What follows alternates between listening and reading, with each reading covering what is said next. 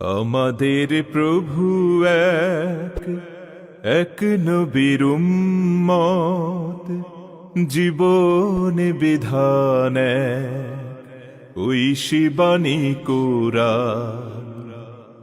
আমাদের প্রভু এক এক নবীর উম্মত, জীবন বিধান ঐশী কুরআন।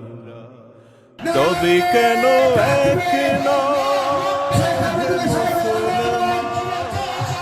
সম্মানিত ভাইয়েরা, আমি আপনাদের সম্মুখে কোরআনে কারীমের গুরুত্বপূর্ণ একটি সূরা সূরা হুজরাতের একটি আয়াত তেলাওয়াত করেছি।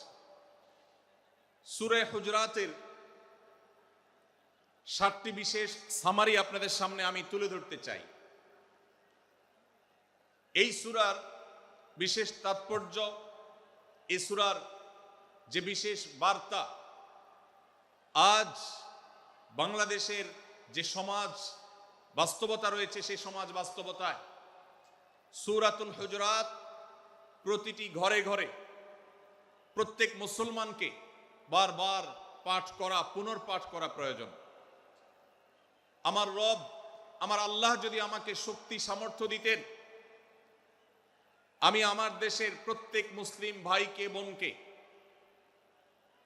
হাত জোড় করে অনুরোধ করে, অনুনয় বিনয় করে সূরাতুল হুজরাতের শুরু থেকে শেষ পর্যন্ত যে 18টি আয়াত রয়েছে, এই 18 আয়াতে ঐতিহাসিক যে 7টি বিশেষ বার্তা রয়েছে, সে বার্তাগুলো গ্রহণ করবার উদ্দেশ্যে বারবার অর্থ সহকারে সূরাতুল হুজরাত বুঝে বুঝে পড়া, এর তাফসীর দেখার, এর সামারিকে বারবার জানার জন্য আমি অনুরোধ করতাম।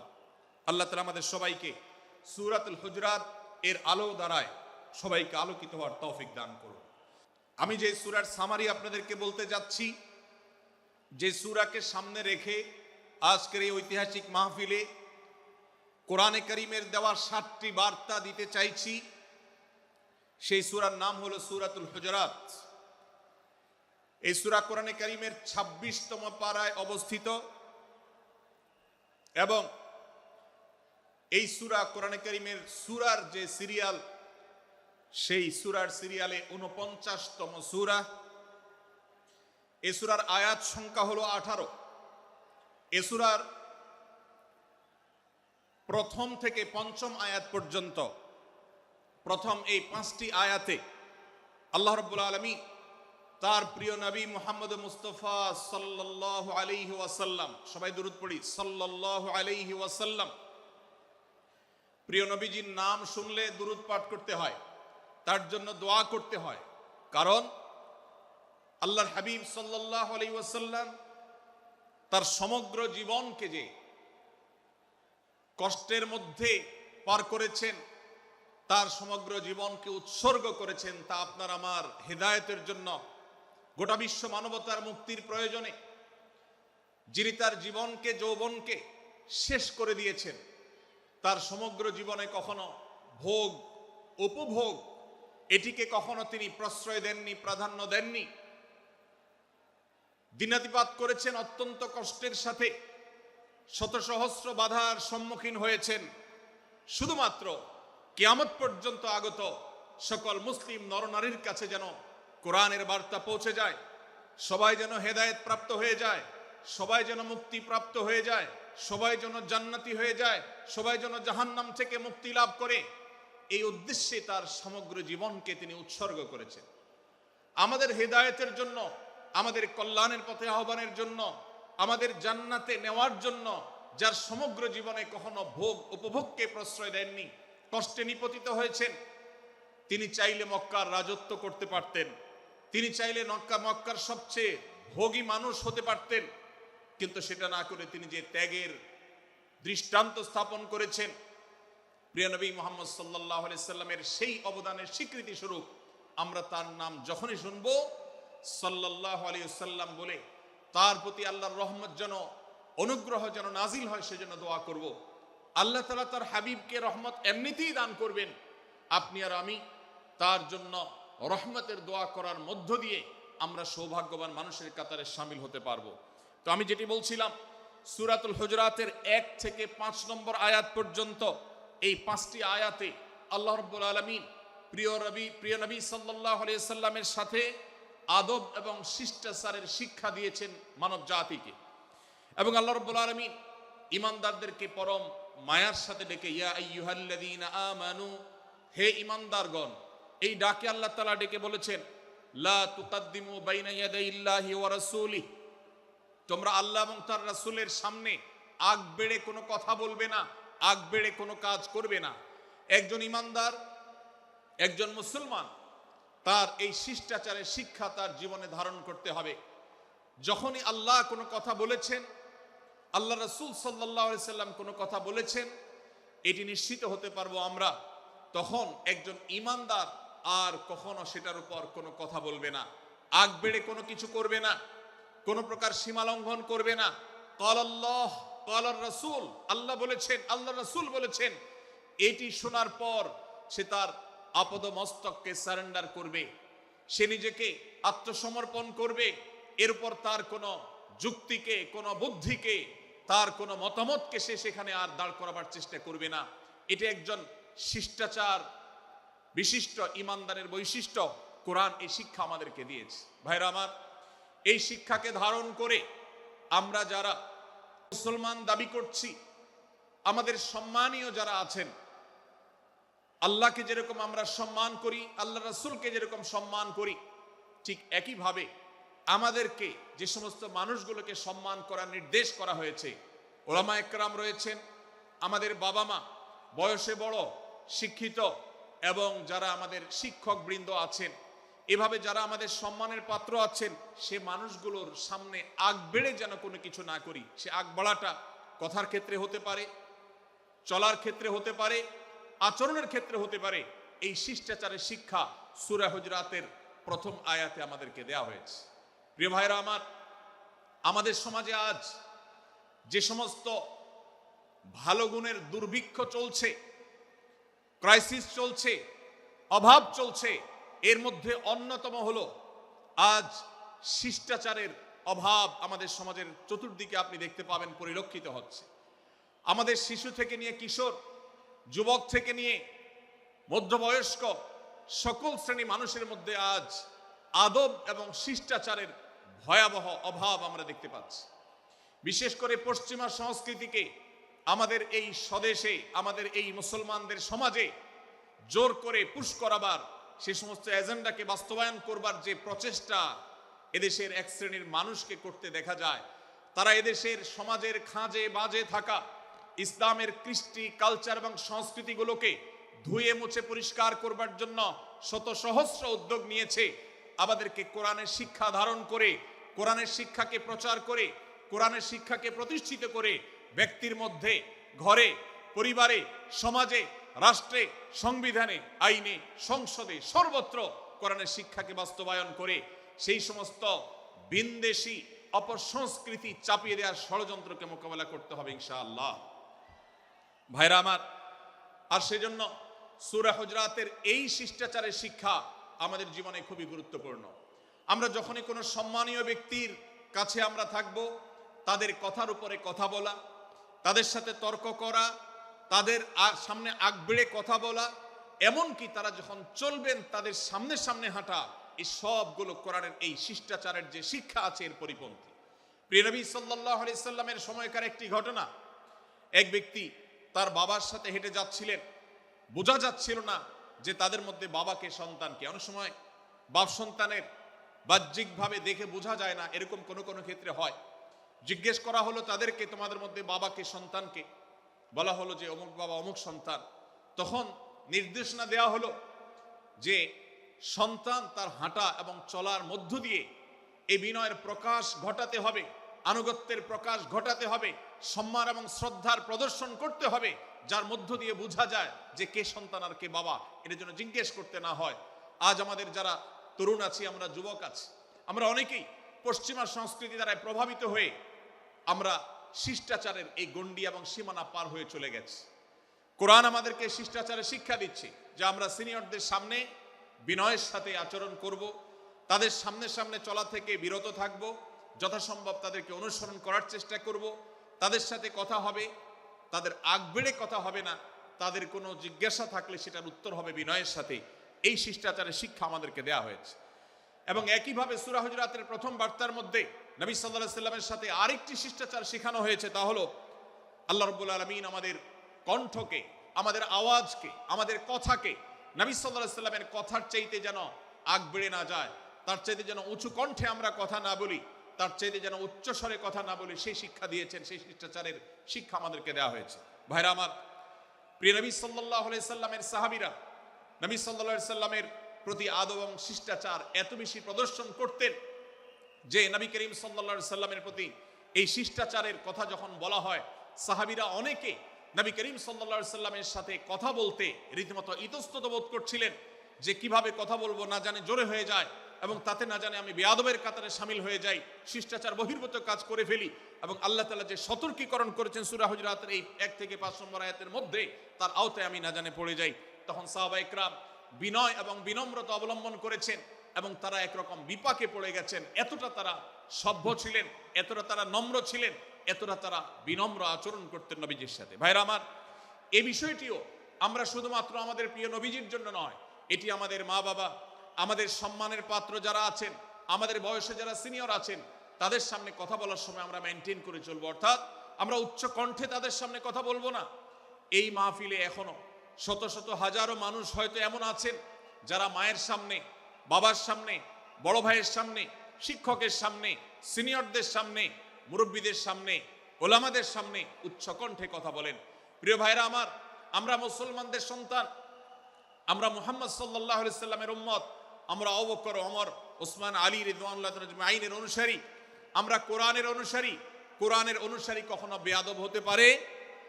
কোরআনের অনুসারী কখনো বেয়াদব হতে পারে?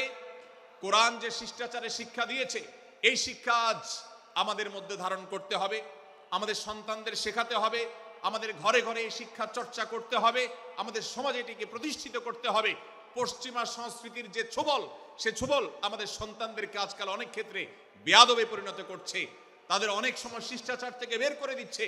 তারা কখনো স্বাধীনতার নামে, কখনো মত প্রকাশের নামে, কখনো বিভিন্ন নামে তারা কিন্তু হারিয়ে যাচ্ছে।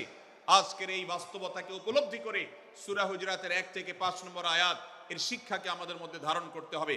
আল্লাহ তাআলা আমাদের সবাইকে সেই তৌফিক দান করুন। ভাইরা আমার, সূরা হুজুরাতের প্রথম বার্তা প্রিয় নবী সাল্লাল্লাহু আলাইহি সাল্লামের সাথে শিষ্টাচার, আল্লাহ এবং তার রাসূলের সামনে, আল্লাহ এবং তার রাসূলের সামনে আগ বেড়ে কোনো কথা না বলা, আগ বেড়ে কোনো আচরণ না করা, এটা তার প্রতি শিষ্টাচারের অংশ। এবং আল্লাহ রাসূলের সামনে উচ্চ কণ্ঠে জোরে কথা না বলা, এটাও তার প্রতি শিষ্টাচারের অংশ। আল্লাহ তাআলা আমাদেরকে এই শিষ্টাচার আমাদের জীবনের প্রত্যেকটা পদে পদে ধারণ করার তৌফিক দান করুন, বলুন আমিন। ভাইরা আমার, সূরা হুজুরাতের দ্বিতীয় যে শিক্ষা, সেই শিক্ষাটা বর্ণিত হয়েছে এই সূরার 6 থেকে 8 নম্বর আয়াত। 6 থেকে 8 নম্বর এই আয়াতের মধ্যে আল্লাহ রাব্বুল আলামিন আমাদেরকে দ্বিতীয় শিক্ষা দিয়েছেন, ঈমানদার কখনো কোনো কথা বলার আগে সেই কথা সত্য কিনা, বাস্তব কিনা সেটি যাচাই বাছাই না করে বলবে না। ঈমানদার কখনো গুজবে কান দিবে না। ঈমানদার কখনো শোনা কথার উপরে ভিত্তি করে কোনো সিদ্ধান্ত গ্রহণ করবে না। এই শিক্ষাটাও আজকের বাস্তবতার আলোকে আমাদের সমাজের জন্য অত্যন্ত গুরুত্বপূর্ণ এবং প্রয়োজনীয়। প্রিয় ভাইরা আমার, আমাদের চতুর্পাশে যদি আমরা তাকাই, আমরা দেখতে পাবো সোশ্যাল মিডিয়াতে, ফেসবুকে আজকাল কোনো তথ্য উপাত্ত পেলে সেটার পরখ করা ছাড়া, যাচাই বাছাই করা ছাড়া, সত্য অসত্য নিরূপণ করা ছাড়া আমরা অনেকে সেটার প্রচার প্রচারণায় নেমে যাই। আমরা অনেকে সেটার শেয়ার দেওয়া শুরু করে দিই। আমরা অনেকে এটার উপর ভিত্তি করে অনেককে নিন্দা মন্দ করা শুরু করে দেই। এমনকি আজ আমরা যেই জায়গায় দাঁড়িয়ে আছি, বাংলাদেশের যে সামাজিক বাস্তবতা, সেই বাস্তবতার আলোকে বলা যায় অনেক সময় অনেক ব্যক্তিকে সমাজে মিডিয়ার মাধ্যমে নানাভাবে হয়রানি করে তাকে খারাপ মানুষ হিসাবে, কালপ্রিট হিসাবে দেখানো হয়, অথচ তার দোষ, যে সমস্ত দোষের কথা তাকে বলা হয়, যে সমস্ত দোষে তাকে দোষী বানানো হয়, সে সমস্ত দোষ থেকে তিনি শত সহস্র গুণ পবিত্র এবং পরিচ্ছন্ন। ভাইরা আমার, আজকের এই বাস্তবতায় আমাদেরকে বিশেষ করে লক্ষ্য রাখতে হবে যে আমরা যেই কোনো মূল্যে যেই কোনো ভাবে যেন কোনো প্রকার গুজবে কান না দেই, আমরা যেন গুজব থেকে বেঁচে থাকি। আল্লাহ তাআলা আমাদেরকে তৌফিক দান করুন। 6 থেকে 8 নম্বর আয়াত যদি আপনি পাঠ করেন সূরা হুজুরাতের, আপনি দেখতে পাবেন সেখানে আল্লাহ রাব্বুল আলামিন ঈমানদারদেরকে যেই কোনো সংবাদ, যে কোনো তথ্য, বিশেষ করে অনির্ভরযোগ্য সূত্র থেকে যখন পাবে, ফাসিক থেকে যখন শুনবে, যার ভিতরে আল্লাহর ভয় নাই সেরকম মানুষ থেকে যখন পাবে, সেই সংবাদ তথ্য উপাত্ত যাচাই করা ছাড়া সেই সংবাদ যেন বলে না বেড়ায়। আপনি শহরে যান কিংবা গ্রামে, শিক্ষিত দেখুন কিংবা অশিক্ষিত, সর্বশ্রেণীর মানুষের মধ্যে আজ এই ব্যাধি দেখতে পাবেন চরম আকার ধারণ করেছে। কারোর ব্যাপারে কোনো নেগেটিভ কথা শুনেছেন, কোনো মন্দ কথা শুনেছেন, সে কথার প্রচার প্রচারণা শুরু করে দেন। সেটা কি সঠিক কিনা, সেটা কি সত্য কিনা, সেটা কি যথার্থ কিনা, সেটা কোনো প্রপাগান্ডা কিনা, সেটা কোনো মিথ্যাচার কিনা, সেটা কোনো গুজব কিনা, এটা যাচাই করার প্রয়োজন অনুভব করে না। অথচ আমরা সেই মুহাম্মদ সাল্লাল্লাহু আলাইহি সাল্লামের উম্মত, যে মুহাম্মদ সাল্লাল্লাহু আলাইহি সাল্লাম আমাদেরকে সতর্ক করেছেন, কাফা বিল মারই কাযিবান আন ইউহাদ্দিসা বিকুল্লি মা সামিআ, কোন ব্যক্তি যা শুনে সেটাই যদি বলে বেড়ায়, তথ্য উপাত্ত যাচাই না করে, সেটাকে ভালো করে যাচাই বাছাই না করে, সেটাকে অনুসন্ধান না করে, সত্য সত্য নিরূপণ করবার চেষ্টা না করে, তাহলে সে মিথ্যাবাদী হওয়ার জন্য যথেষ্ট। এজন্য আজকের এই মাহফিল থেকে আমরা অঙ্গীকার করে যাব, আজকের এই মাহফিল থেকে আমরা নিয়ত করে যাব, এই মজলিসে বসে এই মুহূর্তে নিজে নিজে সংকল্প করব, আমার জীবনে সোশ্যাল মিডিয়া কিংবা ফেসবুকে, ইউটিউবে অথবা অফলাইনে আমার বাস্তব জীবনে আমি কখনো কোনো মানুষ সম্পর্কে যে কোনো তথ্য উপাত্ত পেয়ে ভুল কোনো ধারণা, মন্দ কোনো ধারণা কারোর প্রতি পোষণ করব না। কোনো তথ্য উপাত্ত যদি পাই, কোনো সংবাদ যদি পাই অনির্ভরযোগ্য সূত্রে, তাহলে সেক্ষেত্রে সেটা যাচাই বাছাই করা ছাড়া আমি সেটাকে বিশ্বাস করতে যাব না। এটাই হলো আমাদের ঈমানের দাবি। ভাইরা আমার, একজন ঈমানদার এতটা সরল হবে না যে যা শুনবে সে সেটাকে বিশ্বাস করে বসবে। একজন ঈমানদার এতটা বাস্তবতা থেকে দূরে থাকবে না যে তিনি তার পাওয়া কোনো সংবাদকে অনুসন্ধান করবে না। আল্লাহ তাআলা আমাদের সবাইকে সূরা হুজুরাতের এই দ্বিতীয় শিক্ষাটাকে আমাদের জীবনে ভালো করে ধারণ করার তৌফিক দান করুন। আল্লাহ বলেছেন, ইয়া আইয়ুহাল্লাযীনা আমানু, হে ঈমানদারেরা, ইন জাআকুম ফাসিকুম বিনাবাইন ফাতাবায়ানু, তোমাদের কাছে কোনো ফাসিক, যার মধ্যে আল্লাহর ভয় নেই, এরকম কোনো মানুষ যদি কোনো সংবাদ উপস্থাপন করে,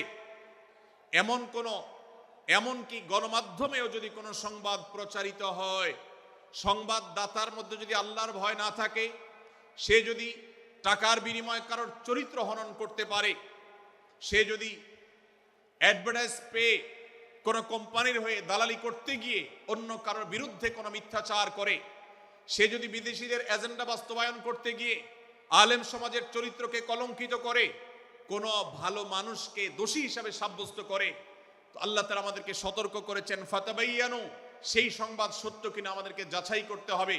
আন তুসিবু কওমান বিজাহালাহ ফাতুসবিহু আলা মা ফাআলতুম নাদিমিন, যদি আমরা যাচাই বাছাই না করে যা শুনি সেটাকে বিশ্বাস করতে থাকি, তাহলে আমরা এক সময় লজ্জিত হতে হবে, অনুতপ্ত হতে হবে আমাদের এই ভুল অবস্থানের কারণে।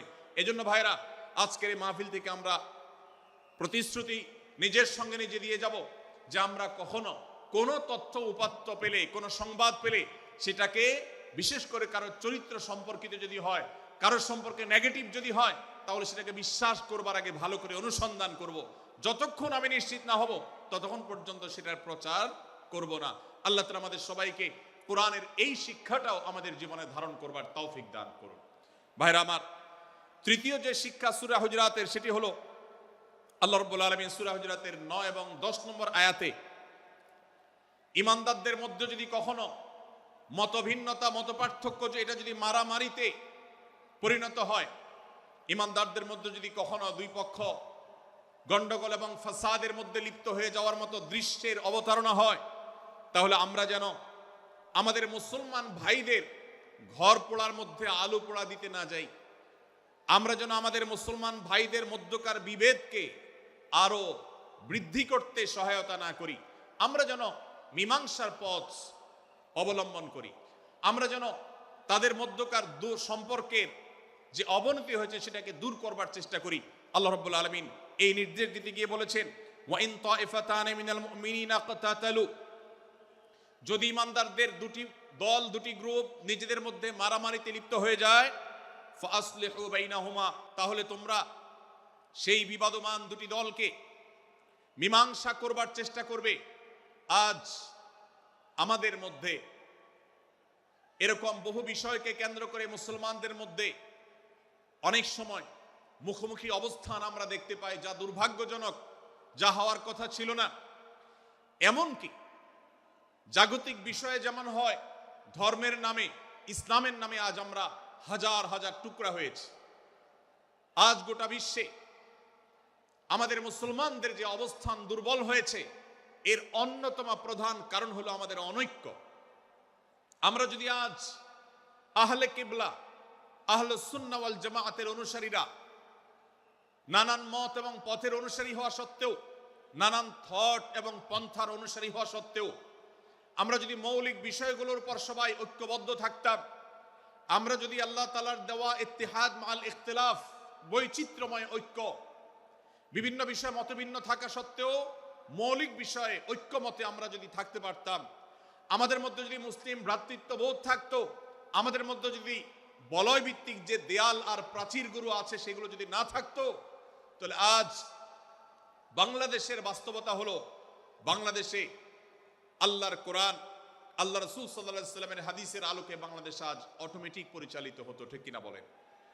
আমরা যদি আজ ঐক্যবদ্ধ থাকতাম, তাহলে এদেশের হাতে গোনা যাবে এরকম স্বল্প সংখ্যক নাস্তিকেরা, ইসলাম এবং মুসলমানদের শত্রুরা, তারা আমাদেরকে নিয়ে তারা আজ যে খেলা খেলছে, আমাদেরকে যে তারা শাসন করছে, আমাদেরকে যে তারা তাদের অধীনস্থ করে রাখছে, আমাদের উপরে যে আজ ভিনদেশি কালচার চাপিয়ে দিচ্ছে, আমাদের উপরে তারা যে আজ কর্তৃত্ব করছে, আমাদেরকে আজ টুকরা টুকরা করছে, এই দুঃসাহস তারা কোনোদিন দেখাতে পারতো না যদি আমরা ঐক্যবদ্ধ থাকতাম।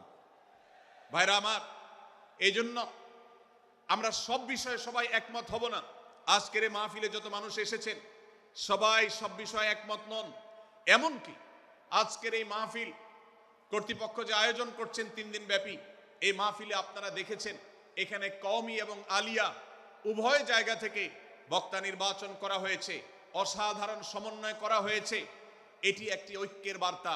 আমরা আশা করব মাঠ পর্যায়ে আমরা যারা কাজ করব, আমরা প্রত্যেকে আমাদের অন্য মতের, ভিন্ন মতের যে সমস্ত মুসলমান ভাইরা আছেন, তার সাথে আপনার কোনো থটগত মত পার্থক্য থাকতে পারে, চিন্তাগত কোনো ভিন্ন মত থাকতে পারে, কিন্তু দিন শেষে তিনি আপনার মুসলমান ভাই।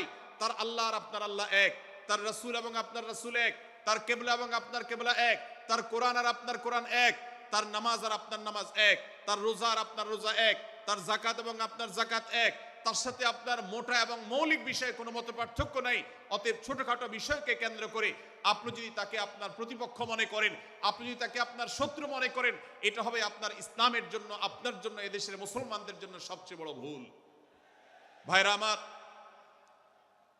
হারদুই হযরত আশরাফ আলী থানভী রহমতুল্লাহ আলাইহির সর্বশেষ খলিফা আবরুল হক সাহেব রহমতুল্লাহ আলাইহি বলতেন, दीन के हर काम करने वालों को रफीक समझो, फरीक ना समझो। যারাই আল্লাহর দ্বীনকে বুলন্দ করবার জন্য, যারাই আল্লাহর দ্বীনকে সেবা দেওয়ার জন্য, খেদমত করার জন্য কাজ করছে, তার পদ্ধতি তোমার থেকে ভিন্নতর হতে পারে। তাকে তুমি তোমার বন্ধু মনে করো, সহযাত্রী মনে করো, পথযাত্রী মনে করো, সহযোদ্ধা মনে করো, তোমার প্রতিপক্ষ মনে করবে না। প্রিয় ভাইরা আমার, আজ বাংলাদেশে ইসলাম যতটা পিছিয়ে আছে তার প্রধান কারণ হলো আমাদের অনৈক্য। আজ আমরা যদি আমাদের মধ্যকার যে সমস্ত দেয়াল এবং প্রাচীরগুলো, অদৃশ্য প্রাচীরগুলো উঠে আছে, যেগুলো আমাদের মুসলিম ভ্রাতৃত্বকে ভেঙে খান খান করে দিয়েছে, টুকরো টুকরো করে দিয়েছে, যদি আজ আমরা সে সমস্ত অদৃশ্য প্রাচীরগুলো দূরে সরাতে পারতাম, আমার ভিন্ন মতের ভাইকে যদি আমার ভাই মনে করতে পারতাম, তার যদি আমি কল্যাণকামী হতে পারতাম, আল্লাহর কোরআনের ঘোষণা অনুযায়ী এই মুসলমানদের ঐক্যবদ্ধ শক্তিকে দমাবার শক্তি পৃথিবীর কারোর নাই, কারোর নাই, কারোর নাই। আজ আমার ভাইয়েরা ফিলিস্তিনে মার খাচ্ছে, যদি আজ গোটা বিশ্বের মুসলমানরা আমরা ফিলিস্তিনে মুসলমানদের উদ্ধারের ব্যাপারে ঐক্যবদ্ধ থাকতাম, ফিলিস্তিনে মুসলমানের দিকে চোখ তুলে তাকাবার শক্তি বিশ্বের কোনো কাফেরদের থাকতো না। আজ যদি আমরা আমাদের মুসলমান নির্যাতিত ভাইদের ব্যাপারে সারা বিশ্বের মুসলমানরা ঐক্যবদ্ধ অবস্থান গ্রহণ করতে পারতাম, মুসলমানের দিকে চোখ তুলে তাকাবার শক্তি বিশ্বের কোনো কারোর থাকতো না। ভাইরা আমার, গোটা বিশ্বে ঐক্য প্রতিষ্ঠা করা আপনার আমার মতো সাধারণ মানুষের দ্বারা হয়তো সম্ভবপর হবে না, কিন্তু আমরা যারা মাঠ পর্যায়ে কাজ করছি, আমি আপনাদেরকে করজোড় করে অনুরোধ করতে চাই। আমি জানি আপনার এলাকাতে, আপনার মহল্লাতে আপনার সাথে অন্য মুসলমান ভাইদের অনেক ক্ষেত্রে মতভিন্নতা আছে।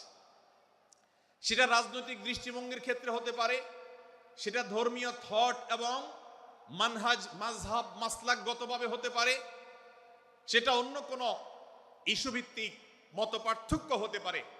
আল্লাহর জন্য, আল্লাহর ওয়াস্তে, আল্লাহর ওই আয়াতকে মেনে আমল করার চেষ্টা করি আমরা। আল্লাহ বলেছেন, ওয়া'তাসিমু বিহাবলিল্লাহি জামিআন ওয়া লা তাফাররাকু, তোমরা আল্লাহর রশিকে সবাই ঐক্যবদ্ধভাবে আঁকড়ে করে ধরো, ঐক্যবদ্ধভাবে আল্লাহর রশিকে আঁকড়ে ধরো, তোমরা পরস্পর বিচ্ছিন্ন হয়ে যেও না।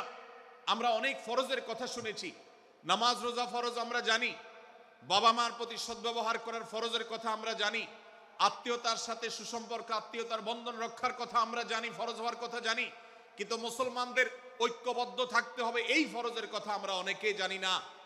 ভাইরা আমার, মুসলমানদেরকে আল্লাহ রাব্বুল আলামিন ঐক্যবদ্ধ থাকার নির্দেশ দিয়েছেন।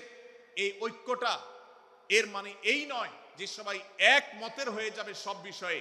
বিভিন্ন বিষয়ে আমাদের মধ্যে মত পার্থক্য থাকবে, তারপরেও আমরা একে অন্যের সহযোদ্ধা হব, সহযাত্রী হব, আমরা একে অন্যের কল্যাণকামী হব, একে অন্যের ভালো চাইব।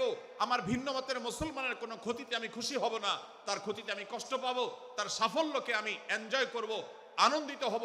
এটা যদি করতে না পারি তো আমি কখনো খালেস এবং সাচ্চা মুসলমান হতে পারলাম না। আল্লাহ তাআলা আমাদের অন্তরগুলোকে উদার করে দিন, ব্রড করে দিন, প্রশস্ত করে দিন, বড় করে দিন, উম্মার ঐক্যের প্রয়াসী হওয়ার তৌফিক দান করুন বলুন আমিন। ভাইরা আমার, আমরা মহল্লায় মহল্লায়, এলাকায় এলাকায়, মসজিদে মসজিদে, আমাদের নিজস্ব বলয়ে, নিজস্ব অঙ্গনে আমরা চেষ্টা করব ভিন্ন ভিন্ন মতের মুসলিম ভাইকেও আমার ভাই হিসাবে আঁকড়ে ধরার, আপন করার। ডক্টর খন্দকার আব্দুল্লাহ জাহাঙ্গীর রাহিমাহুল্লাহ এই অঞ্চলের সন্তান। তিনি বলতেন, বেদাতে লিপ্ত কোন মুসলমান, তার ব্যাপারেও আমি মনে করি আমার ভাই ভুলের মধ্যে আছেন, তার ব্যাপারে আমার মায়া মমতা কাজ করে, আমি তার কল্যাণকামী, তাকে আমার ভাই মনে করি। ঠিক একইভাবে আমার কোন মুসলমান ভাইয়ের সাথে যদি আমার ভিন্ন মতের কারণে আমার মনে হয় যে তিনি ভুল পথে আছেন, তারপর তাকে আমি শত্রু ভাববো না, তার অকল্যাণ আমি চাইবো না। আজ বাংলাদেশের বাস্তবতায় যদি আমরা তাকাই, দেখতে পারবো ইসলাম এবং মুসলমানদের যত শত্রু আছে, আমরা দেখেছি গত কয়েক যুগ ধরে তাদের নিজেদের মধ্যে হাজারো বিভক্তি, হাজারো মত পার্থক্য থাকা সত্ত্বেও মুসলমানদের শত্রুতা করার ব্যাপারে তারা সবাই ঐক্যবদ্ধ। অথচ আমরা মুসলমানরা আমাদের আল্লাহ, আমাদের রাসূল, আমাদের কোরআন, আমাদের কিবলা, আমাদের সবকিছু এক হওয়া সত্ত্বেও ছোটখাটো বিষয়কে নিয়ে আমরা আমাদের মধ্যকার বিভেদের প্রাচীরগুলোকে দাঁড় করিয়ে রেখেছি, যার কারণে আমরা গোটা বিশ্বে যেমন মার খাচ্ছি, আমাদের এই প্রিয় মাতৃভূমিতেও আমরা সংখ্যায় সবচেয়ে বেশি হয়েও আমরা কালচারালি মাইনরিটি হয়ে আছি, সংস্কৃতিতে আমরা সংখ্যালঘু হয়ে আছি। সব ক্ষেত্রে আমাদেরকে ইগনোর করা হয়। 4 লক্ষ মসজিদের এদেশে 4 লক্ষ ইমাম আছেন, 4 লক্ষ মুয়াজ্জিন আছেন। এই মসজিদগুলো এদেশে, এর নেটওয়ার্ক যতটা শক্তিশালী, এদেশের সকল রাজনৈতিক দলগুলোর নেটওয়ার্ককে যদি একত্র করা হয়, মসজিদগুলোর মতো এতটা শক্তিশালী নেটওয়ার্ক এদেশের সমাজে নাই। কিন্তু ওলামা একরামকে ইগনোর করা হয়, মুসলমানদের ইগনোর করা হয়। এদেশের আইনে কোরআন এবং সুন্নাহ, এদেশের মুসলমানদের ধ্যান ধারণাকে কখনো বিবেচনায় আনা হয় না। এই যে মুসলমানদের আজ দুরবস্থা, এর অন্যতম প্রধান কারণ হলো আমাদের হাজার হাজার ভাগে বিভক্তি। এই বিভক্তির দেয়ালগুলোকে তুলতে হবে কি হবে না? যদি হয় তাহলে আপনি নিজে থেকে শুরু করে দিন। আপনি যেই মতই লালন করেন না কেন, আপনার ভিন্ন মতের মুসলমানকে আপনি ভাই মনে করবেন, তার সাথে বুক মেলাতে আপনার কষ্ট হবে না, তার সাথে বসতে আপনার অসুবিধা হবে না। ভিন্ন মতের আলেম, এক মতের আলেম আরেক মতের আলেমের সাথে বসতে অসুবিধা হবে না। এক মতের অনুসারী আরেক মতের অনুসারীকে ভাই বলতে অসুবিধা হবে না। আমরা সোশ্যাল মিডিয়াতে নিজেদের মধ্যে কামড়াকামড়ি করব না, নিজেদের মধ্যে আমরা ঝগড়া বিবাদ করব না। এবং যদি কেউ বিবাদে লিপ্ত হয়, সূরা হুজরাতের 9 এবং 10 নম্বর আয়াতের শিক্ষা বলছে, মুসলমানদের মধ্যে দুটি দল যদি মারামারিতে লিপ্ত হয়, তুমি সেখানে গিয়ে খোঁচাখুচি করে মারামারি বানানোর তো প্রশ্নই ওঠে না। বরং আল্লাহ বলছেন যে ফাসলিহু বাইনাহুমা, তাদের উভয়ের মধ্যে মীমাংসা করবার জন্য তুমি উদ্যোক্তা হও, তুমি উদ্যোগী হও। ভাইরা আমার, আমরা অনেকেই হয়তো জেনে থাকবো মিথ্যা এটা আল্লাহর জমিনের সবচেয়ে বড় জঘন্য অপরাধগুলোর মধ্যে থেকে একটি। একজন মুসলমান কোন অবস্থাতে মিথ্যা বলতে পারে না, কিন্তু কোন মুসলমান যদি অন্য মুসলমানের সাথে কখনো বিবাদ বিতণ্ডা লিপ্ত হয়ে যায়, দুজন মুসলমান বা দুটি বলয়, দুটি পক্ষ, দুটি গোষ্ঠী মুসলমানদের, তাদের মধ্যে যদি কোনো বিষয় যদি ভুল বুঝাবুঝি তৈরি হয়, ভিন্ন মত সৃষ্টি হয়, একে অন্যের সাথে শত্রু ভাবাপন্ন হয়ে যায়, তাহলে তাদের দুইজনের মধ্যে বা দুই পক্ষের মধ্যে মীমাংসা করবার জন্য কেউ যদি মিথ্যা কথাও বলে, অর্থাৎ আপনি এক পক্ষের কাছে গিয়ে বললেন, ভাই আপনি যাকে এত খারাপ মনে করছেন, যার ব্যাপারে আপনি এতটা রাগান্বিত হয়ে আছেন, আমি তো জানি তিনি আপনার ব্যাপারে অনেক সফট চিন্তা রাখেন, আপনার ব্যাপারে অনেক ইতিবাচক ভাবনা রাখেন, আপনার ব্যাপারে অনেক সুধারণা পোষণ করেন। আপনি যদি একজন মুসলমানের কাছে গিয়ে, এক পক্ষের কাছে গিয়ে যদি এই কথাটা বলেন, বাস্তবে তিনি যদি এটা নাও বলেন, তারপরেও আপনি যদি এই মিথ্যা কথা বলেন, এই মিথ্যা এটা শুধু জায়েজ নয়, বরং এই মিথ্যাটা এর মাধ্যমে আপনি যে তাদের পরস্পরের সম্পর্ককে ভালো করার চেষ্টা করেছেন, এর মাধ্যমে আপনি আল্লাহর কাছে নেকি এবং সওয়াব পাবেন ইনশাআল্লাহ। ভাইরা আমার, তাহলে দুজন মুসলমান, দুটি পক্ষ, দুটি দল, দুটি বলয়, দুটি গোষ্ঠী যদি কখনো ভিন্ন মত তাদের মধ্যে তৈরি হয়, সেটা যদি মারামারিতে গিয়ে পৌঁছায়, সেটা যদি বিবাদ বিতণ্ডা পর্যন্ত গিয়ে পৌঁছায়, আমাদের কাজ হবে মধ্যে থেকে সেটাকে মীমাংসার মাধ্যমে দূরত্বকে কমানো। আমরা কখনো দূরত্ব বাড়াবো না, পারলে দূরত্ব কমাবো। ডক্টর খন্দকার আব্দুল্লাহ জাহাঙ্গীর রহমতুল্লাহ একটা কথা বলতেন, মুসলমানদের বাড়িতে যে আগুন লেগেছে, বিভেদের আগুন, মতবিরোধের আগুন, মত পার্থক্য, এটা মতবিরোধে যে পৌঁছে গেছে, এ আগুন আমার নাই, এত পাওয়ার নাই যে বহুদা বিভক্ত মুসলমানদেরকে আমি ঐক্যবদ্ধ করে ফেলবো, এত শক্তি আমার হাতে নেই। কিন্তু একটা শক্তি আমার কাছে আছে ভাই, সেটা হলো যে বিবাদমান মুসলমানদের মধ্যে বিবাদ যেন আর না বাড়ে, বিবাদের যে আগুন লেগেছে সে আগুনে যেন আর ঘি ঢালা না হয়, কেরোসিন ঢালা না হয়, সেজন্য আমি ভূমিকা রাখতে পারি। আমি আপনাদেরকে বিনয়ের সাথে অনুরোধ করতে চাই, যত বিষয় নিয়ে আমাদের মুসলমানদের পরস্পরের মত পার্থক্য আছে, হতে পারে সেটা মাসআলা নিয়ে, হতে পারে সেটা রাজনৈতিক অবস্থানকে কেন্দ্র করে, হতে পারে অন্য কোনো বিষয়কে কেন্দ্র করে, আল্লাহর ওয়াস্তে আপনি বিভেদ মিটাতে পারেন আর না পারেন, বিভেদ যেন না বাড়ে সেজন্য আপনি অবস্থান গ্রহণ করবেন, বিভেদ বাড়ার ক্ষেত্রে কোনো ভূমিকা পালন করবেন না, এবং সব সময় উম্মার ঐক্য প্রয়াস চাইবেন, প্রয়াস চালাবেন, উম্মার ঐক্য চেষ্টা করবেন। আল্লাহর কাছে আপনি যে দোয়াগুলো করেন, এর মধ্যে একটা দোয়া যেন এটাও থাকে, হে আল্লাহ, আমরা বহুদা বিভক্ত হয়ে গেছি, আমরা টুকরা টুকরা হয়ে গেছি, যার কারণে তোমার ভাষ্য অনুযায়ী ফাতাফশালু ওয়া তাযহাবা রিহুকুম, আজ আমাদের শক্তি শেষ হয়ে গেছে, আমরা দুর্বল হয়ে গেছি। আজ বাংলাদেশের বাস্তবতা যদি আমরা বলি, যে দেশের 90-95 ভাগ মানুষ মুসলমান, সে দেশে আজ হাতে গোনা কিছু নাস্তিক, কিছু ইসলাম বিদ্বেষী, মুসলমান বিদ্বেষীরা, তারা আমাদেরকে আজ উঠা বসা করায়, তারা আমাদের আইন নির্ধারণ করে, তারা আমাদের শাসক নির্ধারণ করে, তারা আমাদের সব বিষয়গুলোকে নির্ধারণ করে দেয়। আমাদের সন্তানরা পাঠ্যপুস্তকে কি পড়বে সেটাও ইসলাম বিদ্বেষীরাই ঠিক করে দেয়। ভাইরা আমার, এই অবস্থার যদি পরিবর্তন চাই, তাহলে আমাদের মধ্যকার দূরত্বগুলো কমাতে হবে। এজন্য আপনার দোয়ার মধ্যে আল্লাহর কাছে নিবেদন করুন, আল্লাহ আপনি আমাদের মধ্যকার বিভেদগুলো কমিয়ে দিন, আল্লাহ আমাদের ওলামাদেরকে ঐক্যবদ্ধ করে দিন, আল্লাহ আমাদেরকে ইত্তেহাদ মাল ইখতিলাফ, বৈচিত্র্যময় ঐক্য, মতভিন্ন থাকা সত্ত্বেও মৌলিক বিষয় ঐক্যবদ্ধ হওয়ার তৌফিক দান করুন। সীসাঢালা প্রাচীরের মতো আমাদেরকে কাঁধে কাঁধ মিলিয়ে আল্লাহ এবং তার রাসূল সাল্লাল্লাহু আলাইহি সাল্লামের আদেশ নিষেধকে ব্যক্তি, সমাজ, পরিবার, রাষ্ট্রে সর্বত্র বাস্তবায়নের জন্য কাজ করার তৌফিক দান করুন। আমরা আমাদের দোয়ার মধ্যে মুসলমানদের ঐক্যের জন্য দোয়া করব তো ইনশাআল্লাহ। আল্লাহ তাআলা আমাদেরকে সেই তৌফিক দান করুন। ভাইরা আমার, তাহলে সূরা হুজুরাতের তৃতীয় শিক্ষা বলছিলাম, 9 থেকে 10 নম্বর আয়াতে আল্লাহ রাব্বুল আলামিন মুসলমানদের মধ্যে যদি কখনো বিবাদ বিতণ্ডা, মারামারি, হানাহানি সৃষ্টি হয়, তাহলে সেটিকে মীমাংসা করবার কথা বলেছেন। অতএব যদি কোনো স্বামী স্ত্রীর মধ্যেও কখনো মনোমালিন্য তৈরি হয়, আপনার যদি সেখানে ভূমিকা রাখবার সুযোগ থাকে, আপনি চেষ্টা করবেন উভয়ের মধ্যে দূরত্বটা কমাবার জন্য।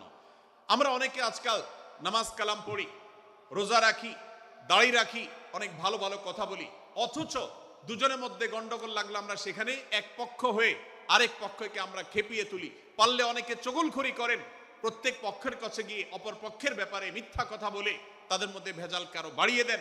এই জন্য নবী সাল্লাল্লাহু আলাইহি ওয়াসাল্লামের ঐতিহাসিক হাদিস রয়েছে, লা ইয়াদখুলুল জান্নাতা নাম্মাম, যে ব্যক্তি চগলখড়ি করে, দুজনের মধ্যকার গন্ডগোল ফাসাদ বৃদ্ধিতে যে ব্যক্তি ভূমিকা রাখে, ভেজাল লাগায়, এই চগলখোর কখনো জান্নাতে যাবে না। আমাদের অনেকেরই এই দুঃস্বভাব আছে, এই খারাপ চরিত্র আছে। সূরা হুজুরাত, এই যেন আমাদের আজকের যে সমাজ বাস্তবতা আছে, আমাদের যে ব্যাধি আছে ব্যক্তিগত পর্যায়ে, আমাদের পরিবারের সমাজের সর্বত্র যে ব্যাধিগুলো ছেয়ে গেছে, সূরা হুজুরাতের প্রতিটি আয়াত যেন সেই ব্যাধির সবচেয়ে বড় মহৌষধ, সেটার জন্য সবচেয়ে বড় প্রতিষেধক, সেটার জন্য সবচেয়ে বড় সমাধান। এই জন্য আমি বলেছি শুরুতে, আমার যদি আল্লাহ শক্তি সামর্থ্য দিতেন, প্রত্যেক মুসলমানের হাতে পায়ে ধরে সূরা হুজুরাতের 18টি আয়াত, প্রত্যেকটি আয়াত আমি আমার মুসলমান ভাইদেরকে বলতাম, বারবার পড়ুন, বারবার পাঠ করুন, বোঝার চেষ্টা করুন, জীবনকে পরিবর্তন করুন। এদেশে নামাজি মুসলমান আপনি কম বেশি পাবেন, এদেশে রোজাদার মুসলমান কম বেশি পাবেন, এদেশে হজ আদায়কারী মুসলমান কম বেশি পাবেন, এদেশে তাসবিরত মুসলমান কম বেশি পাবেন, কিন্তু এদেশে আচার আচরণ, কাজ কারবার, আখলাক এবং বান্দার হক এবং অধিকার, অন্যের অধিকার সংশ্লিষ্ট বিষয়ে সচেতন মুসলমান আপনি খুব বেশি পাবেন না। আর এই জন্যই আমাদের জান্নাতের পথে অনেক বড় অন্তরায় হয়ে আছে। আজ আমাদের চরিত্রগুলো নষ্ট হয়ে গেছে। আমরা নামে মুসলমান, আমরা চগলখড়ি করি, আমরা নামে মুসলমান, দুজনের মধ্যে গন্ডগোল সৃষ্টি করে দেই। গন্ডগোল আগে থেকে সৃষ্টি থাকলে সেটাকে বাড়াবার চেষ্টা করি।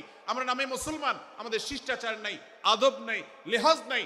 এই জন্য সূরা হুজুরাতের প্রতিটি আয়াত আমাদেরকে শিক্ষা দেয়। আল্লাহ তাআলা আমাদের সকলকে এই শিক্ষাগুলো আজকের এই মাহফিল থেকে আমাদের বুকের ভেতরে পরম যত্ন সহকারে নিয়ে যাওয়ার এবং আমাদের জীবনকে পরিবর্তন করার তৌফিক দান করুন। ভাইরা আমার, তৃতীয় এই শিক্ষাটি শেষ করে আমি বলতে চাচ্ছি, চতুর্থ আয়াতে আল্লাহ রাব্বুল আলামিন আমাদেরকে বলেছেন, আমরা যেন কেউ কাউকে নিয়ে বিদ্রূপ না করি, ব্যঙ্গ না করি, কেউ কাউকে যেন বাজে নামে না ডাকি, কেউ যেন কাউকে খোঁচাখুচি না করি, কেউ যেন কাউর নাম বিকৃত করে তাকে না ডাকি। ভাইরা আমার, এই আয়াতটি আমি শুরুতে তেলাওয়াত করেছি। আল্লাহ বলেছেন, ইয়া আইয়ুহাল্লাযীনা আমানু লা ইয়াসখার কওমুম মিন কওমিন আসা আন ইয়াকুনু খায়রাম মিনহুম। হে ঈমানদারেরা, হে মুসলমানেরা, তোমাদের কেউ যেন অন্য কারোর নাম ধরে অন্য কাউকে ব্যঙ্গ বিদ্রূপ ঠাট্টা না করে। আমরা একে অন্যকে নিয়ে ঠাট্টা করি কি করি না? বিদ্রূপ করার রোগ আমাদের মধ্যে আছে না নাই? ভাইরা আমার, জাগতিক বিষয় তো আছেই, এমনকি দুর্ভাগ্যজনক বাস্তবতা হলো ধর্মের নামে, ইসলামের নামে একদল মুসলমান অপর দল মুসলমানকে নিয়ে হাসি, ব্যঙ্গ, বিদ্রূপ, রাসাহাসি এবং নাম বিকৃত করা এবং খোঁচাখুচি করা, এই কাজগুলো আমাদের মধ্যে আছে না নাই?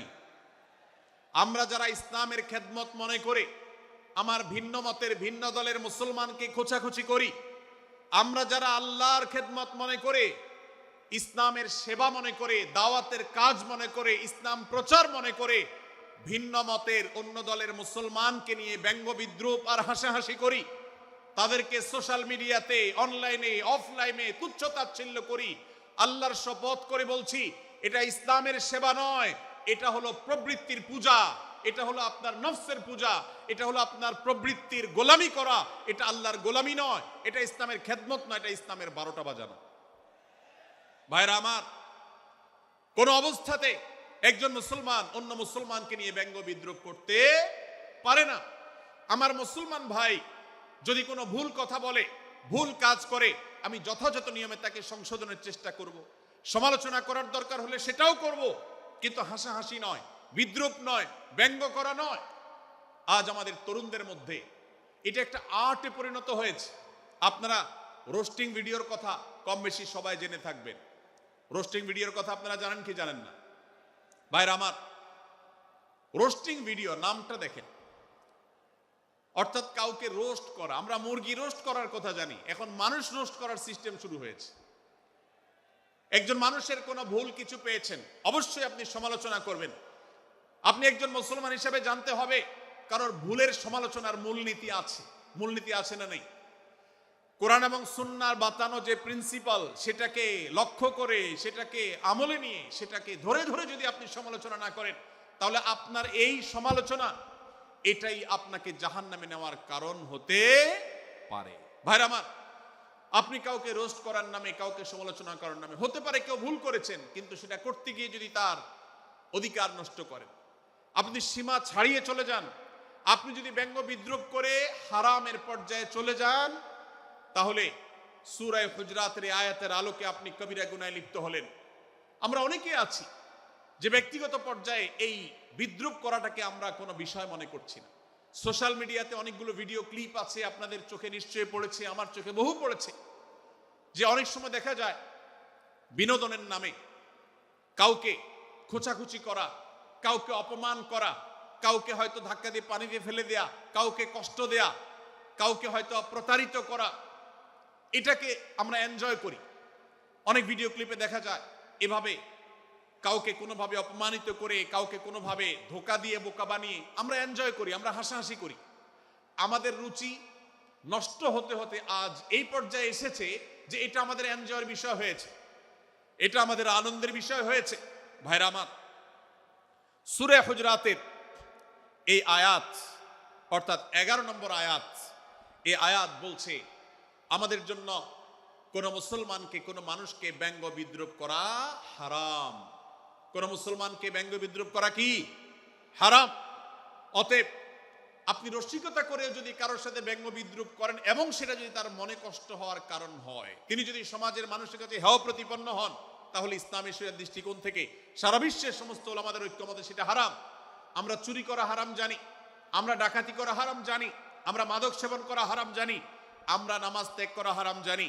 এই সমস্ত হারাম থেকে আমরা অনেকেই বেঁচে থাকি, কিন্তু আমি আমার মুসলমান ভাইয়ের চরিত্র হনন করছি, শুধুমাত্র সাধারণ জীবনযাত্রার ক্ষেত্রে করছি তা নয়, এমনকি ধর্মের নামে, ইসলাম প্রচারের নামে, দাওয়াতের নামে আমরা আমাদের প্রতিপক্ষ মুসলমান ভাইকে নিয়ে অনেক সময় ব্যঙ্গ বিদ্রুপ করি, হাসাহাসি করি, তাকে ছোট করি, তাচ্ছিল্য করি, হেয় করি, তার সম্মানহানি করি। আমরা জানি না আমাদের প্রিয় নবী সাল্লাল্লাহু আলাইহি ওয়াসাল্লাম এর একটা হাদিস আমাদের সামনে রয়েছে, সহিহ মুসলিমে বর্ণিত হয়েছে। নবী করিম সাল্লাল্লাহু আলাইহি ওয়াসাল্লামের এই হাদিস আজ সবচেয়ে অসহায় হাদিস। অসহায় হাদিস এই জন্য বললাম যে আজকের এই হাদিসের উপরে কেউ আমল করে না, এই হাদিসটাকে কেউ পাত্তা দেয় না, এই হাদিসকে কেউ গুরুত্ব দেয় না, অথচ এই হাদিস প্রত্যেক মুসলমানের বুকে বুকে ঝুলিয়ে রাখা দরকার। এই হাদিস আমাদের ঘরে ঘরে ঝুলানো দরকার, এই হাদিস আমাদের অফিসগুলোতে শোভা পাওয়া দরকার, এই হাদিস আমাদের জীবনে বাস্তবায়ন হওয়া দরকার। নবী করিম সাল্লাল্লাহু আলাইহি ওয়াসাল্লাম সেই হাদিস বর্ণনা করেছেন। আবু হুরায়রা রাদিয়াল্লাহু তাআলা আনহু তিনি বলেছেন, লা তাহাসাদু, লা তাহাসাদু, হে মুসলমানরা, তোমরা কেউ কাউকে কখনো হিংসা করবে না, কেউ কাউকে হিংসা করবে না। আমাদের মধ্যে হিংসা আছে না নাই? হিংসা আছে না নাই? আমরা একে অন্যকে হিংসা করি। একদল মুসলমান অন্য দল মুসলমানকে হিংসা করে, কেউ কারো ভালো দেখতে পারে না। ভাইরা আমার, আল্লাহ নবী বলেছেন, লা তাহাসাদু, তোমরা একে অন্যকে হিংসা করো না। ওয়ালা তানাজাসু, কেনা বেচা করতে গিয়ে কেউ কাউকে ধোঁকা দিও না, প্রতারণা করো না। ওয়ালা তাবাগাদু, তোমরা একে অন্যের সাথে শত্রুতা বিদ্বেষ পোষণ করবে না। ওয়ালা তাদাবারু, তোমাদের কেউ যেন কারোর পেছনে লেগে না থাকে, কাউকে অবজ্ঞা যেন না করে। ওয়ালা ইয়াবি আহাদুকুম আলা বাই'i আখিহি, এবং তোমাদের কেউ যেন আরেকজনের কেনা বেচার উপরে সেখানে ইন্টারফেয়ার করে সে যেন সেখানে কোন প্রকার ক্ষতিগ্রস্ত কাউকে না করে। ওয়াকুনু ইবাদাল্লাহি ইখওয়ানা, হে মুসলমানরা, তোমরা আল্লাহর বান্দা, ভাই ভাই হয়ে থাকো। তোমাদের মধ্যে মতপার্থক্য থাকুক, দলগত মতপার্থক্য, অবস্থানগত মতপার্থক্য, থটগত মতপার্থক্য, মাযহাব মাসলাবগত মতপার্থক্য থাকুক, কিন্তু তোমরা আল্লাহর বান্দা, ভাই ভাই হয়ে থাকো। এক দলের মুসলমানকে আল্লাহ তাআলা ভাই ভাই হতে বলেন নাই, এক গ্রুপের মুসলমানকে আল্লাহ ভাই ভাই হতে বলেন নাই, এক বলয়ের মুসলমানকে আল্লাহ ভাই ভাই হতে বলেন নাই, নিজ দলের মুসলমানের সাথে আল্লাহ ভাই ভাই থাকতে বলেন নাই। আল্লাহ বলেছেন সকল মুসলমানদের সাথে ভাই ভাই হয়ে থাকার জন্য, ভ্রাতৃত্বের বন্ধনে থাকার জন্য। এজন্য আল্লাহ নবী সাল্লাল্লাহু আলাইহি ওয়াসাল্লাম সে নির্দেশ করেছেন। আল্লাহ নবী সাল্লাল্লাহু আলাইহি ওয়াসাল্লাম আরো বলেছেন, আল মুসলিমু আখুল মুসলিম, মুসলমান মুসলমানের ভাই, লা ইয়াজলিমুহু ওয়ালা ইয়াখযুলুহু, কোন মুসলমান কোন মুসলমানকে জুলুম করতে পারে না, তার আইল ঠেলতে পারে না, তার জমি দখল করতে পারে না, তার অধিকার নষ্ট করতে পারে না, তাকে কথা দিয়ে অত্যাচার করতে পারে না। ওয়ালা ইয়াখযুলুহু, তাকে অপমানিত করতে পারে না, লাঞ্ছিত করতে পারে না। ওয়ালা ইয়াকযিবুহু, তার সাথে মিথ্যা বলতে পারে না। ওয়ালা ইয়াহকিরুহু, তাকে তাচ্ছিল্য করতে পারে না। আত্তাকওয়া হাহুনা, আত্তাকওয়া হাহুনা, আত্তাকওয়া হাহুনা। নবীজি তিনবার নিজের বুকের দিকে তাকিয়ে দেখিয়েছেন, তাকওয়া এখানে, তাকওয়া এখানে, তাকওয়া এখানে। আমাদের অন্তরকে ভালো করতে হবে, সমস্ত মুসলমানদের জন্য উদার হতে হবে, কলিজাকে বড় করতে হবে, মনটাকে ব্রড করতে হবে, প্রশস্ত করতে হবে, অন্য মুসলমানকে ভাই মনে করতে হবে। কোনো ভিন্ন মতের মুসলমানের সাথে শত্রুতা পোষণ করা যাবে না। ভাইরা আমার, অতএব এই হাদিসকে সামনে রেখে এই হাদিসের শেষ অংশে নবী সাল্লাল্লাহু আলাইহি সাল্লাম বলেছেন, আল মুসলিমু কুল্লুল মুসলিমি আলাল মুসলিমি হারামুন দমুহু ওয়া মালুহু ওয়া ইরদুহু। এক মুসলমানের জন্য অন্য মুসলমানের তিনটি জিনিসকে আল্লাহ তাআলা হারাম করে দিয়েছেন। কোন মুসলমানের রক্ত এটা প্রবাহিত করা, কাউকে হত্যা করা যেরকম হারাম, কোন মুসলমানের সম্পদ অন্যায়ভাবে আপনি ভোগ করবেন, দখল করবেন, মেরে দিবেন, এটা হারাম। ঠিক একইভাবে কোন মুসলমানের সম্মান নষ্ট করবেন, ইজ্জত নষ্ট করবেন, সম্ভ্রম নষ্ট করবেন, অপমান করবেন, এটাকে আল্লাহ তাআলা হারাম করেছেন। আল্লাহ তাআলা আমাদের সবাইকে অন্য মুসলমানদের ব্যাপারে এরকম দায়িত্বশীল ভূমিকা রাখার তৌফিক দান করুন, বলুন আমিন। ভাইরা আমার, সূরা হুজরাতের 4 নম্বর আয়াতের এই শিক্ষাকে ধারণ করে আমরা কারোর প্রতি ব্যঙ্গাত্মক আচরণ করব না। অনেক মুসলমান আছেন অন্য মুসলমানদের নাম ধরে ধরে বিদ্রুপ ব্যঙ্গ করেন, নাম বিকৃত করেন। অনেক সময় আমরা রসিকতা করেও আমাদের অনেকের নাম বিকৃত করি। আল্লাহ সুবহানাহু ওয়া তাআলা এটাকে হারাম করেছেন। এমনকি নবী সাল্লাল্লাহু আলাইহি সাল্লাম বলেছেন, লা তাকুল লিকাসিরিন ইয়া কাসিরু। কোন খাটো বা বেটে মানুষকে হে বেটে, হে খাটো এরকম বলে ডেকো না। নবী সাল্লাল্লাহু আলাইহি সাল্লাম বলেছেন, এভাবে ডাকলে তিনি অপমানিত হন। আল্লাহ তাকে এভাবে সৃষ্টি করেছেন। আমরা অনেক সময় দেখা যায় একে অন্যকে খোঁচা মারতে গিয়ে তার গায়ের রং কালো হলে, তিনি দেখতে আকারে ছোট হলে তাকে আমরা ব্যঙ্গ করি, বিদ্রুপ করি, তাকে আমরা তাচ্ছিল্য করি, তাকে আমরা অপমান করি, তাকে আমরা অপদস্থ করি। ভাইরা আমার, এটা আমাদের জন্য হারাম। আমি আবারও বলছি, চুরি হারাম আমরা জানি, ডাকাতি হারাম আমরা জানি, আমরা অন্যান্য হারামের কথা জানি, কিন্তু এই যে এক মুসলমান অন্য মুসলমানের অধিকার নষ্ট করা হারাম, এটা আমরা জানি না। এক মুসলমান অন্য মুসলমানের নাম বিকৃত করা হারাম, এটা আমরা জানি না। এই ব্যাপারেও আমরা দেখেছি যে আমরা যারা ইসলামের দাওয়াতের কথা বলি, কোরআন হাদিসের কথা বলি, তারাও দেখা যায় সোশ্যাল মিডিয়াতে, ফেসবুকে একদল মুসলমান অন্য দলে মুসলমানদেরকে নানা বাজে উক্তি দিয়ে ডাকাডাকি করে, বিকৃত নামে ডাকে, বিকৃত উপাধি দেয়, খারাপ কথা বলে, অমুকের দালাল তমুকের দালাল ইত্যাদি ধারণা করে কথা বলে। এই কাজগুলো হারাম, এগুলো আমরা কখনো করব না। 5 নম্বর যে শিক্ষা আছে সূরা হুজুরাতে, সেটা হলো 12 নম্বর আয়াতে আল্লাহ রাব্বুল আলামিন এখানে কুধারণা করাকে হারাম করেছেন, মন্দ ধারণা করতে আল্লাহ তাআলা নিষেধ করেছেন, এবং গীবত করতে, পেছনে লাগতে নিষেধ করেছেন। ভাইরা আমার, এই একটি আয়াত অর্থাৎ সূরা হুজুরাতের 12 নম্বর আয়াত, এই আয়াতটির শিক্ষা ধারণ করে যদি আমরা আমাদেরকে শুধরাতে পারি, সংশোধন করতে পারি, তাহলে ইসলামের মেইন যে কাজগুলো আছে, ঈমানকে বিশুদ্ধ করা এবং শিরক মুক্ত ঈমান আনা, 5 ওয়াক্ত নামাজ পড়ার পর, বান্দার হক আদায়ের পর, এই আয়াতটির পর আমল করলে আপনার জান্নাতে যাওয়ার সবচেয়ে বড় বাধা দূর হয়ে যাবে ইনশাআল্লাহ। ভাইরা আমার, যে আয়াতে আল্লাহ তাআলা আমাদেরকে কারো প্রতি মন্দ ধারণা করতে নিষেধ করেছেন, গীবত করতে নিষেধ করেছেন, কারো পেছনে লাগালাই করতে নিষেধ করেছেন, সেই আয়াতে আল্লাহ রাব্বুল আলামিন বলেছেন, ইয়া আইয়ুহাল্লাযীনা আমানু ইজতানিবু কাসীরাম মিনায-যন্ন। হে ঈমানদারেরা, হে মুসলমানরা, তোমরা কারোর প্রতি ধারণা, মন্দ ধারণা তোমরা করো না, এটা থেকে বিরত থাকো। অনেক ধারণা অর্থাৎ মন্দ ধারণা, এটা গুনাহ, এটা থেকে বিরত থাকো। ইন্না বা'দায-যন্নি ইসম। কারণ কিছু কিছু ধারণা অর্থাৎ যেগুলো মানুষের সম্পর্কে কোনো তথ্য উপাত্ত ছাড়া নিছক ধারণা প্রসূত মন্দ ধারণা করা হয়, সেগুলো গুনাহের কারণ, সেগুলো অপরাধের কারণ, সেগুলো কবিরা গুনাহ, সেগুলো পাপাচার, সেগুলো আল্লাহর অসন্তুষ্টির কারণ, সেগুলো আল্লাহর অবাধ্যতার কারণ। এজন্য ভাই, কারোর প্রতি মন্দ ধারণা করা যাবে না। এক্ষেত্রে আমি জানি আমাদের ব্যক্তিগত পর্যায়ে কারোর ব্যাপারে কোনো কিছু কথা উঠেছে অথবা সামান্য একটু সন্দেহ তৈরি হয়েছে, আমরা তার চরিত্র নিয়ে টানাটানি করি। আমরা জানি না একজন মুসলমানের চরিত্রের মূল্য কত বড়। আমার কাছে সুস্পষ্ট প্রমাণ আসার আগ পর্যন্ত কোনো মুসলমানের চরিত্র নিয়ে আমার ব্লেম করবার কোনো অধিকার আমার নাই। এই জন্য একজন মুসলমান কখনো কারো প্রতি কুধারণা করবে না, মন্দ ধারণা পোষণ করবে না, খারাপ ধারণা পোষণ করবে না। আল্লাহ তাআলা আমাদেরকে এবং মুসলমানের সম্পর্কে খারাপ ধারণা করা থেকে বেঁচে থাকার তৌফিক দান করুন। সূরা হুজরাতের 12 নম্বর আয়াতে আল্লাহ রাব্বুল আলামিন আমাদেরকে সূরা হুজরাতের 5ম শিক্ষা দিয়েছেন। মুসলমানদের জন্য যা গুরুত্বপূর্ণ তা হলো আমরা কারোর প্রতি মন্দ ধারণা করব না। এক্ষেত্রে ডক্টর আব্দুল্লাহ জাহাঙ্গীর রাহিমাহুল্লাহর একটা উক্তি আমার মনে পড়ে। তিনি বলেছেন যে আজ আমাদের যারা ধর্ম চর্চা করি, আমরা যারা নিজেদেরকে প্র্যাকটিসিং মুসলমান মনে করি, আমাদের সবচেয়ে, হুজুরদের সবচেয়ে পছন্দের গুনাহ হলো মন্দ ধারণা করা, অন্যের ব্যাপারে খারাপ ধারণা করা। অমুক অমুকের দালাল, তমুক তমুকের দালাল, কোনো তথ্য উপাত্ত ভিত্তি প্রমাণ ছাড়া নিছক ধারণার উপর ভিত্তি করে অন্য মুসলমান ভাইকে আমি এরকম নানা তকমা দিয়ে আমরা কবিরা গুনাহে লিপ্ত হচ্ছি। আমরা এই বদ ধারণা করা, মন্দ ধারণা করা যে কবিরা গুনাহ অনেকে জানি না। অনেকে অনেকের পেছনে লাগছি, অনেকের ওয়াজ শুনছি দোষ বাইর করার জন্য, স্ট্যাটাস পড়ছি ভুল বাইর করার জন্য। এই যে মানুষের পেছনে লাগা, এটা আল্লাহ তাআলা নিষেধ করেছেন, ওয়ালা তাজাসসু, তোমরা কেউ কারোর ছিদ্র অন্বেষণ করার, দোষ আবিষ্কার করার চেষ্টা করবে না, এবং ওয়ালা ইয়াগতাব বা'দুকুম বা'দা, কেউ কারোর গীবত শিকায়াত করবে না। এই আয়াতে আমাদেরকে কেউ কারোর পেছনে পরনিন্দা করতে নিষেধ করেছেন। ইসলাম বলে আমরা মানুষের সামনে মানুষের ভুলের কথাগুলো বলবো বিনয়ের সাথে, যাতে তিনি সংশোধিত হন, আর তার পেছনে প্রশংসা করব। আমরা করি উল্টা, আমরা মানুষের সামনে এসে মানুষের প্রশংসা করি আর তার পেছনে গিয়ে তার দুর্নাম করি। ইসলামকে যদি আমরা মানতাম, সমাজটা সুন্দর হয়ে যেত। আমরা যদি সামনে কারোর দোষ বলতাম তাহলে তিনি সংশোধিত হতেন, আর পেছনে যদি গুণ বলতাম তাহলে তিনি ভালো সেখান থেকে শিক্ষা গ্রহণ করতেন।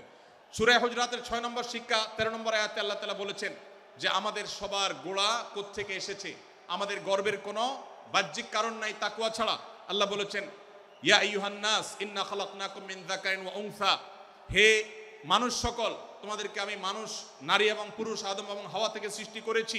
ওয়াজআলনাকুম শুউবান ওয়া ক্বাবাইলা লিতাআরাফু, বিভিন্ন গোত্রে তোমাদেরকে আমি বিভক্ত করেছি পরিচয়ের জানার জন্য, শুধুমাত্র।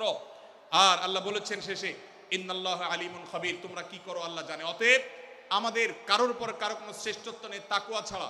আল্লাহ বলেছেন, ইন্না আকরামাকুম ইনদাল্লাহি আতকাকুম, আমাদের মধ্যে সবচেয়ে মর্যাদাবান হবে তিনি যার মধ্যে তাকওয়া সবচেয়ে বেশি হবে। আমাদের কোনো বংশগত গৌরব, কোনো অঞ্চলগত গৌরব, অন্য কোনো গৌরব আমাদের থাকবে না, শুধু তাকওয়ার গৌরব আমাদের থাকতে পারে। সেটাও গর্ব, নিষিদ্ধ গর্ব বা অহংকারের মতো নয়, বরং সেটা আমাদের বিনয়ের জায়গা। সর্বশেষ 7 নম্বর যে শিক্ষা সূরা হুজরাতে রয়েছে, সেটা 14 এবং 14 থেকে 18 নম্বর আয়াতে আল্লাহ তাআলা ঈমান এবং ইসলামের চিহ্ন উল্লেখ করেছেন। যে 6টা শিক্ষা উল্লেখ করা হয়েছে, এর আলোকে মুসলমানকে, মুনাফিককে সেটা নিরূপণ হবে। এই জন্য আল্লাহ তাআলা শেষে এটি উল্লেখ করেছেন। এই 7টি শিক্ষাকে ধারণ করে আমরা আমাদেরকে ভালো মুসলমান হিসেবে গড়ে তোলার চেষ্টা করব, আমাদের জীবনকে সাজাবার চেষ্টা করব। আল্লাহ তাআলা আমাদের সবাইকে তৌফিক দান করুন। আমি আবারও এক নজরে বলে শেষ করছি, সূরা হুজরাত কোরআনে কারীমের 26তম পারার একটি সূরা, 49 নম্বর সূরা, কোরআনের 18টি আয়াতের আছে।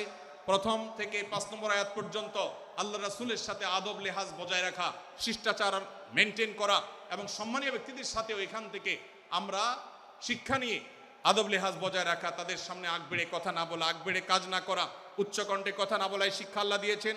দ্বিতীয়ত, আমাদেরকে কোনো সংবাদ, বিশেষ করে অনির্ভরযোগ্য তথ্যের সংবাদ শুনে আমাদেরকে কারোর ব্যাপারে ধারণা করার আগে আল্লাহ তাআলা আমাদেরকে যাচাই করার শিক্ষা দিয়েছেন। আমরা যেন গুজবে, আমরা যেন ধারণা প্রসূত কোনো তথ্যে আমরা যেন কান না দেই, সে শিক্ষা আল্লাহ আমাদেরকে দিয়েছেন। এটি 6 থেকে 8 নম্বর আয়াতে, 9 থেকে 10 নম্বর আয়াতে আল্লাহ তাআলা মুসলমানদের 2 গ্রুপের মধ্যে গন্ডগোল দেখা দিলে মীমাংসা করতে বলেছেন, এবং 4 নম্বর শিক্ষা 11 নম্বর আয়াতে বিদ্রুপ করতে নিষেধ করেছেন আল্লাহ তাআলা, কারণ নাম ধরে ব্যঙ্গ করাকে হারাম করা হয়েছে। এবং 5 নম্বর শিক্ষা 12 নম্বর আয়াতে আল্লাহ তাআলা দিয়েছেন, কারোর প্রতি মন্দ ধারণা করা যাবে না, কারোর পেছনে লাগা যাবে না, এবং কারোর মন্দ নামে কাউকে ডাকা যাবে না, কারোর সমালোচনা তার পেছনে করা যাবে না, এগুলোকে হারাম করা হয়েছে।